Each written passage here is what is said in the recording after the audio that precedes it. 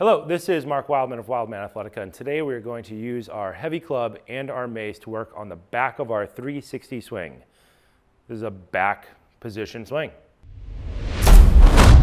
The back position of your 360 is the part that everybody messes up. Our 360 swing, elbows all the way in nice and tight, top hand goes past the opposite ear.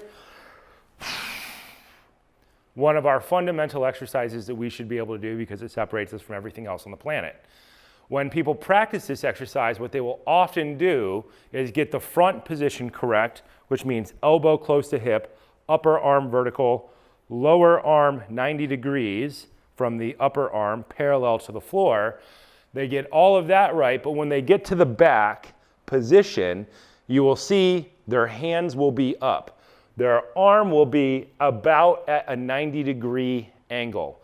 And this just makes us generally inefficient. It makes it very hard to swing effectively. So what we want to do is to get this thumb all the way down to our shirt. And then what we want to work on in this exercise is the swing. With a light weight, we can just rotate our body, yawing the spine back and forth in order to create this swing. As the weight gets heavier, we are going to have to use our legs to pop the weight up because our triceps and our arms will not be strong enough to do it for us with a long lever and a heavy weight. So this exercise is pretty simple. The point of it is to just get our thumbs all the way down and get us used to being in that extended position. Our shoulder is extended, but our elbow is all the way flexed. And our goal is to get our thumbs all the way down to our shirt instead of having our elbows at this 90-degree angle. Couple things we want to think about. We would like to point our feet straight ahead because then we can link our 360 into all other types of movement. So when we're doing this, we want to learn to drop, pivot, and rotate standing up. So we're using our hips to do this popping motion. We could do it just with our arms and just which is cool and it works with a light weight. The problem is it doesn't work with a super heavy weight. So that mace is about 15 pounds. It's easy enough to move with your arms if you know what you're doing. Let's go to a 30-pound club. Get into the position back here, and the goal is to swing up until we get the club about to parallel. So the way that we're going to do that is we are going to start by rotating our body and letting that thing swing, and then we are going to bring our legs into it. Pop, drop, pop, drop, pop, drop, pop. Back and forth to help us learn how to get bigger and heavier weights over our shoulder.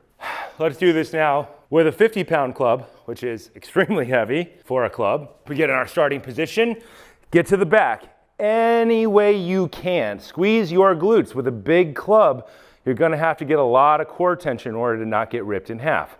Now we're gonna start our swing, and we're gonna have to use our legs to get this big 50-pound club moving so that we can get the back of that swing in order to make it effective. So this is a simple additional exercise. If you're doing this with a mace, then you would like to put this into the first 10 minutes of your mace training. I usually start mace training with 360s and then change and then put in the back position swing just to make sure everything is warmed up so that you're getting effective swinging movement the entire time you're doing your workout. You know you need this exercise if you take a video of yourself and your arms are up at 90-degree angles and your thumbs are not brushing the back of your shirt on every 360 you do. The first version of this is, of course, the two-handed version, but eventually we would like to do this also with the one-handed version. This helps us figure out the swing part so that we can do these 360s with one hand. So, same thing, we would get it all the way to the back position, we would put our thumb on our shirt, and then we would start rotating, and then we would start using our legs, and then we would set a timer, and we would do this for, say, a minute on each side, and figure out how to get that thing to swing up higher and higher and higher so that we can perfect our single arm 360, also known as our single arm shield cast. This has been Mark Wildman of Wildman Athletica.